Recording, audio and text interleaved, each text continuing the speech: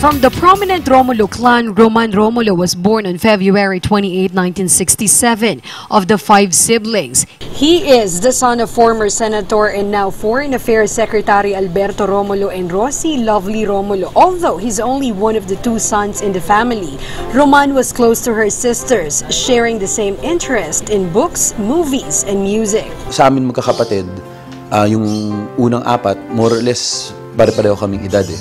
Kaya yung mga henerasyon, wala kaming generation gap talaga in the sense na yung paglaki namin, pare-pareho yung music namin. So maganda yung sama na, pare-pareho yung mga movies na pinanood namin, yung mga librong nauuso siguro ng panahon na yun, halos pare-pareho rin. Kaya maganda naman yung samahan namin. But he admits that his sisters are the most outgoing among them.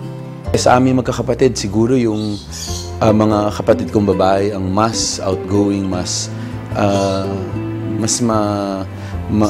madaling makisama talaga sa mga tao. Despite the busy schedule of his parents when they were young, Roman fondly remembers their family's out-of-town trips. Siguro yung sa akin, yung out-of-town namin, nung pamilya namin, kasi nung bata kami, tuwing may okasyon talaga, kunyari Christmas or Easter break or pagdating November 1, yun, lagi kami nag-out of town. Yung November 1 kasi yung mga magulang nung aking ama sa Tarlac pa nakalibing yun. So pumupunta kami doon.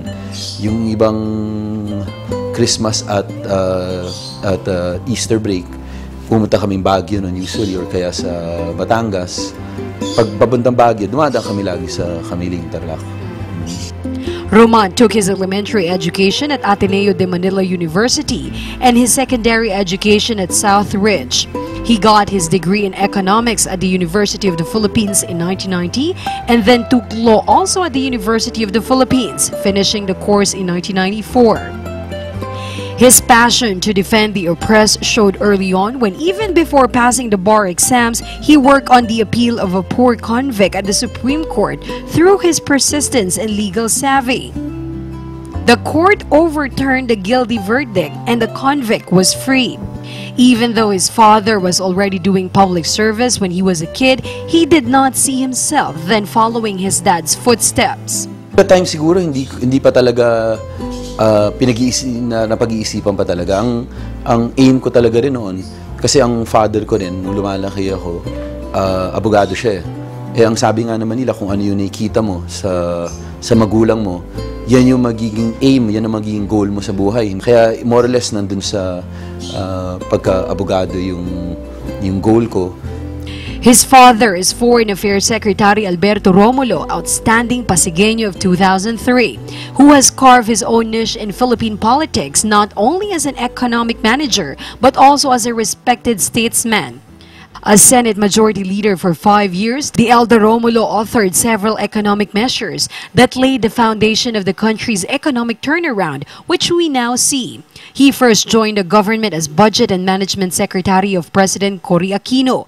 He was first Finance Secretary of President Arroyo, then Executive Secretary and later Foreign Affairs Secretary. Secretary Romulo's uncle and Roman's grandfather was the legendary Carlos P. Romulo, one of the founding members of the United Nations and one-time president of the UN General Assembly. While he was a prolific writer, book authored, published orator, diplomat par excellence, CPR is best remembered as a man of great wit and humor. While his dad, Secretary Romulo, is very busy with his work as Foreign Affairs Secretary, Roman's mom busies herself by getting involved and helping with different civic organizations. Growing up, his parents taught him and his siblings one simple lesson. Lagi naman nilang sinasabi, even before, was yung education talaga, na dapat whatever happens, tapusin yung pag-aaral. Because yun lang talagang sure mo na magagamit mo na hindi mawawala sa'yo, yung education. Yun talaga yung, kahit nung bata pa kami, yung lagi nilang nilalagay sa isip namin na kailangan magtapos. Talagang kailangan. Education, pinaka-importante.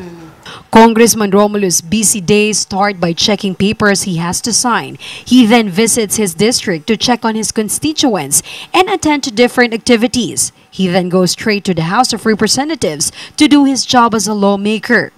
And after a long day at work, he goes home and he is warmly greeted by Jacko, a Jack Russell Terrier dog that he has for years.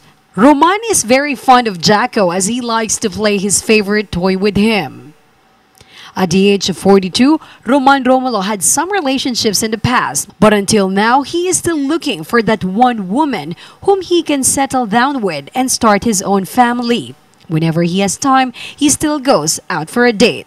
Kahit pa paano, nag-make time ako, kunyari, may birthday o may invitation galing sa talagang pinupuntahan ko yun sa gabi.